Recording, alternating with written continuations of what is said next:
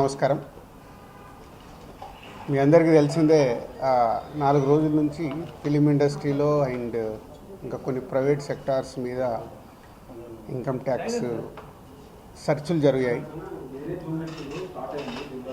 So ఈ సెర్చుల విచిత్రం ఏంటంటే మీడియా వాళ్ళందరూ ఛానల్స్లో కానీ సోషల్ మీడియాలో కానీ నేను సెలబ్రిటీని కాబట్టి ఎన్నో సెర్చులు జరుగుతున్నా సో నా న్యూసే మీకు క్యూరియాసిటీ ఉంది కాబట్టి మీడియాకి కానీ మీ మీడియా ద్వారా సొసైటీకి కానీ సో దానికి మీరు ఎంత ఫోకస్ చేస్తున్నారో 4 రోజుల నుంచి మీడియా ద్వారా చూస్తూనే ఉన్నాం. సో అందుకే మీ క్యూరియాసిటీకి దీనికి 4 రోజుల నుంచి ఏమి జరిగింది అనేది చెప్పాల్సిన అవసరం ఉందని మీ అందరినీ పిలవడం జరిగింది. లేకుంటే తెలిసింది తెలియని ఏదేదో న్యూస్లు వేసుకుంటూ 4 రోజుల నుంచి హైలైట్ చేస్తూ ఉన్నారు. ఇన్కమ్ ట్యాక్స్ సెర్చ్ అనేది మాకు 2008లో ఒకసారి జరిగింది. అంటే దాదాపు 16 సంవత్సరాల తర్వాత ఈ సెర్చ్ జరిగింది. మధ్యలో 3 టైమ్స్ సర్వేస్ ఉన్నాయి. సర్వేస్ అంటే అకౌంట్ ఆఫ్ బుక్స్ అనేది చూస్తారు. సో ఈ సెర్చ్ అనేది ప్రాసెస్, వ్యాపారాలు చేస్తున్నప్పుడు ఇన్కమ్ ట్యాక్స్ చేయాల్సిన ప్రాసెస్. అలాగే మా మీద కానీ అదర్ వేరే ప్రొడక్షన్ హౌజెస్ మీద కానీ ఫైనాన్సర్స్ మీద కానీ నిన్న సెర్చెస్ అన్నీ ఉన్నాయి. పోతే మా దగ్గరకు వస్తే మా కుటుంబం మీద ఏదైతే ఆఫీస్ ప్లేస్ ఉందో ఆఫీస్ దగ్గర ఈ సెర్చులు జరిగాయి. సో మొదటి 3 రోజులు ఎవరిది వాళ్ళకి ఇండివిజువల్గా సెర్చ్ చేసి స్టేట్మెంట్స్ తీసుకుంటారు. అయిన తర్వాత లాస్ట్ డే నిన్న ఆఫీస్లో కన్క్లూడ్ చేస్తారు. సో మా హౌజెస్లో జరిగిందా కానీ ఆఫీస్లో జరిగిన దాంట్లో కానీ చాలా రిపీటెడ్గా వేసిన కొన్ని ఛానల్స్లో కానీ సోషల్ మీడియాలో కానీ ఇంత డబ్బు దొరికింది, ఇంత డాక్యుమెంట్స్ దొరికాయి, అది దొరికింది అనేది కొన్ని హైలైట్ చేశారు. ఎక్కడ కూడా మా దగ్గర డబ్బు కానీ డాక్యుమెంట్స్ కానీ ఐడెంటిఫై కానీ మా దగ్గర నుంచి వాళ్ళు తీసుకున్నది కానీ లేదు.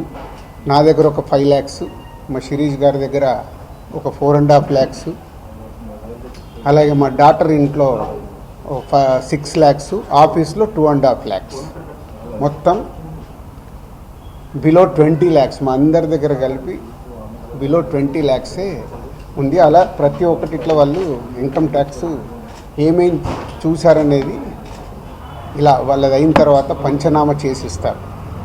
సో క్యాష్ రూపంలో అది. అలాగే 5 సంవత్సరాల నుంచి మేము ఎక్కడ ప్రాపర్టీస్ కానీ వేరే దాంట్లో ఇన్వెస్ట్మెంట్ చేయడం కానీ ఎక్కడ ఏమీ జరగలేదు. అది కూడా డిపార్ట్మెంట్కు టోటల్గా అందరి దగ్గరికి వెళ్ళి క్లియరెన్స్ చేసుకున్నారు. ఇది క్లీన్, ఎక్కడ డాక్యుమెంట్స్ కానీ అలాంటివి ఎక్కడేం లేవు.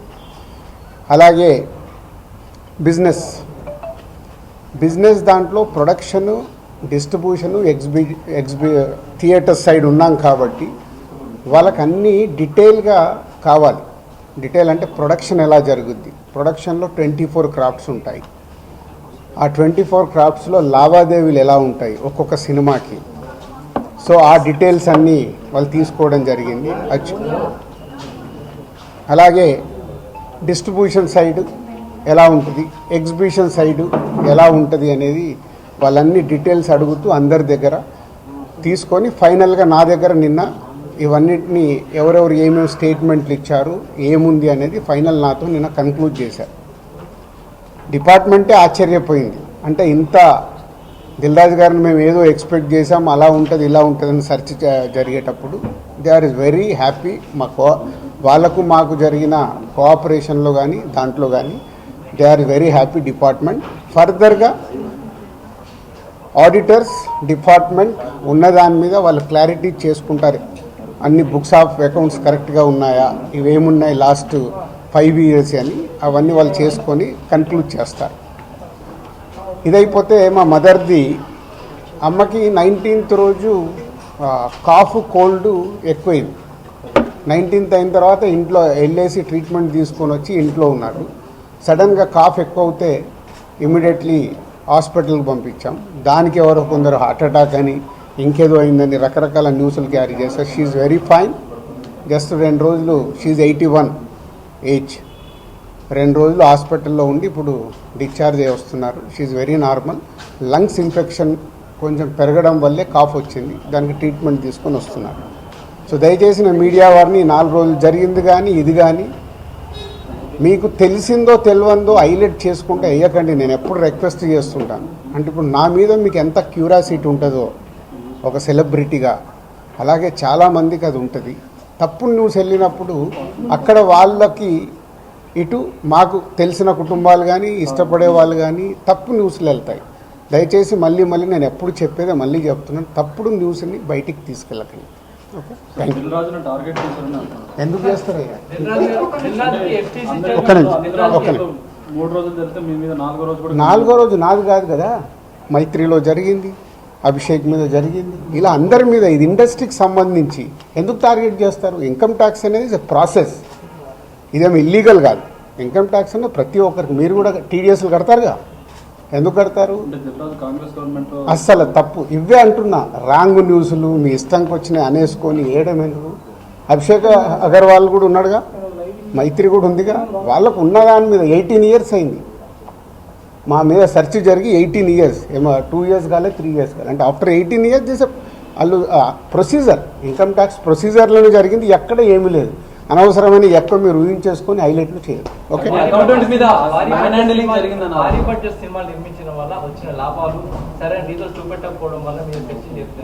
నా దగ్గర కాదండి, మొత్తం జరిగితే వాళ్ళు మీ దగ్గర అంటారండి. సో అన్నీ జరుగుతాయి, ఇట్స్ ఎ ప్రాసెస్. ఇందాక చెప్పాను కదా, 24 క్రాఫ్ట్స్కు ఎలా స్పెండింగ్ చేస్తున్నారు. ఇప్పుడు మా గేమ్ చేంజర్ ఇంత బడ్జెట్ అయింది, ఎలా స్పెండ్ చేస్తున్నారు. They want all accounts.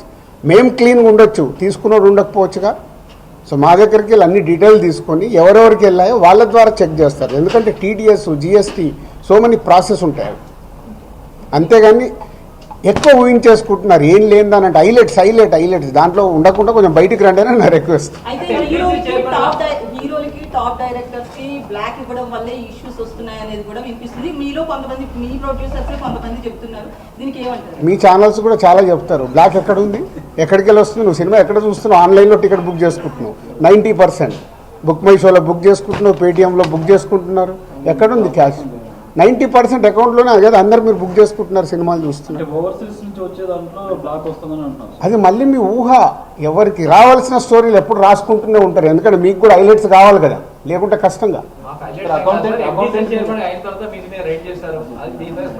నేను మీకు అదేనండి చెప్తున్నా, 2008లో అయింది సెర్చ్ నా మీద. ఎన్ని సంవత్సరాల తర్వాత వచ్చారు? 1, 2 ఓన్లీ నా మీదే అవుతే మీరు మాట్లాడేది రైట్. ఇండస్ట్రీలో చాలామంది మీద అయింది కదా. సో దీనికి దానికి లింక్ లేదు కదా. అదే అనవసరమైనది ఊహించుకొని లింకులు చేయకండి అనే నా రిక్వెస్ట్. అసలు నేను ఆఫీస్కి వెళ్ళాను, మరి నాకు ఎవరైనా చెప్పలా.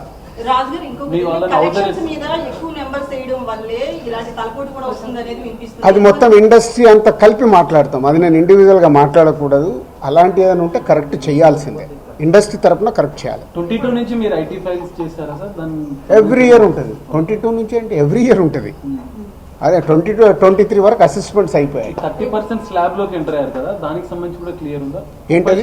కోటి రూపాయలు దాటితే ఐటీ అన్నదాన్ని. మీరు ఎక్కడున్నారండి బాబు? నా కంపెనీ టర్న్ ఓవర్ ఎంత 30% గురించి మాట్లాడుతుంది.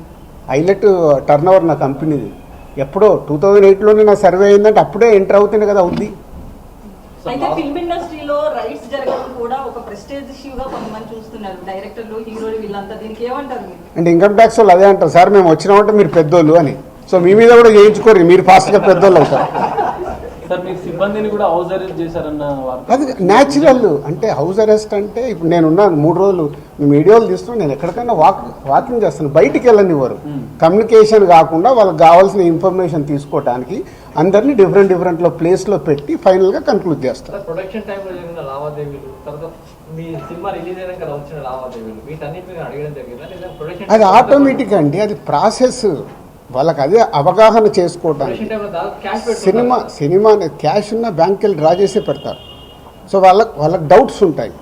డౌట్స్ ఉన్నప్పుడు క్లారిఫై చేయాల్సిన రెస్పాన్సిబిలిటీ మాదే కదా. సో అలా ఒక్కొక్కటి ప్రొడక్షన్ ఏంటి, డిస్ట్రిబ్యూషన్ ఏంటి, ఎగ్జిబిషన్ ఏంటి, ఎలా ప్రాసెస్లో ఉంటాయి అన్నీ ఎక్స్ప్లెయిన్ చేస్తూ వచ్చాను. మీ దగ్గర 5 lakhs రూపీస్ అని అన్నారు, శిరీష్ గారి దగ్గర 4.5, at the same time Hanshitha గారి ఇంట్లో ఎంత స్వాధీనం చేసి 6.5 lakhs టోటల్ కలిసి 20 లక్షలండి. క్యాష్ రూపంలో మా ఫ్యామిలీలో కానీ ఆఫీస్లో కానీ 20 lakhs. అది దానికి కూడా ఇది అనఫిషియల్ కాదు, ప్రతి ఒక్కదానికి ఇట్లా డాక్యుమెంట్ ఇస్తారు. ఇది 5,50,000 మరి ఏం గోల్డ్ దొరకలేదు, గోల్డ్ ఉంటుంది. ఏ లిమిట్లో ఉండాలో ఆ గోల్డ్ కూడా ఉంది అందరిది. యాజ్ పర్ రూల్ ప్రకారం ఎవరి దగ్గర ఎంత ఉండాలో అంతే ఉంది. అంత మెయింటైన్ చేశారు సార్. మెయింటైన్ అంటే మేము రెస్పాన్సిబుల్ పర్సన్ కదా, ఏది మేము తప్పులో ఉండకూడదుగా. అంటే రైట్స్ జరగడం కూడా మీరు ఎంత క్లీన్గా ఉన్నారనేది తెలుస్తుంది కదా. ఇక నా వైఫ్ 75 లక్షలు. సో ప్రతి ఒక్కటి ఇట్లా ఇస్తారు వాళ్ళు డాక్యుమెంట్, పంచనామా చేసి ఇచ్చేసి వెళ్తారు. అందరికి క్లీన్గా ఉన్నాం. అయితే ఎన్ఆర్ఐల నుంచి, పొలిటీషియన్స్ నుంచి కొంత బ్లాక్ మనీ రావడం, దాన్ని ఎక్కువగా ఫిల్మ్ ఇండస్ట్రీలో పెట్టడం ఇలాంటివి జరుగుతాయి అంటారు కదా, దీని గురించి నాకు ఇప్పియరా, నేను తీసుకుంటాను. మరి తక్కువ ఇంట్రెస్ట్లో ఎక్కువ ఇంట్రెస్ట్లు కడుతున్నాను నేను. సంక్రాంతికి వస్తున్న సినిమా మీద ఏపీ హైకోర్టులో ఒక పిటిషన్ అవన్నీ జరుగుతూనే ఉంటాయి. ఎంతసేపు నెగిటివ్ పాజిటివ్ మాట్లాడు. అవన్నీ ప్రాసెస్లో జరుగుతుంటాయి. ఎందుకు వేసారు, ఏది ఆగదుగా, ప్రాసెస్ అది జరుగుతుంటుంది. ఓకే, ఏం చెప్పాలి, అయిపోయింది, మొత్తం తీసుకున్నారు. థర్డ్ రోజు వచ్చి కలవమన్నారు. ఈ లోపల చెక్ చేసుకుంటారు, ఆడిటర్ వెళ్ళి మాట్లాడతారు. థర్డ్ రోజు వెళ్ళి నేను కలుస్తాను. నెక్స్ట్ అయిపోయింది చెప్పినా మొన్నే 2025 స్టార్ట్ అని. సంక్రాంతి వస్తున్నాం, స్టార్ట్ అయింది కదా. ఎలా సూపర్ హిట్లు కొట్టాలనేది మన పని, అదే మొదలు పెడతాం. ఓకే, పాజిటివ్ అండి. థర్డ్ రోజు రమ్మన్నారు. ఈ లోపల ఆడిటర్ వెళ్ళి మాట్లాడతారు. Okay, thank you.